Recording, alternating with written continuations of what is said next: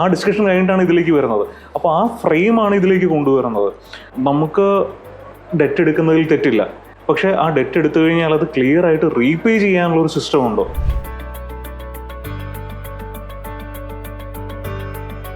പല സ്റ്റാർട്ടപ്സിൻ്റെയും ഒരു failure reason നോക്കുവാണെങ്കിൽ അതിൽ ഒരു പ്രോഡക്റ്റിൻ്റെ ഇഷ്യൂ അല്ലെങ്കിൽ ചിലപ്പോൾ ഒരു മാർക്കറ്റിൻ്റെ ഇഷ്യൂ ആയിരിക്കത്തില്ല.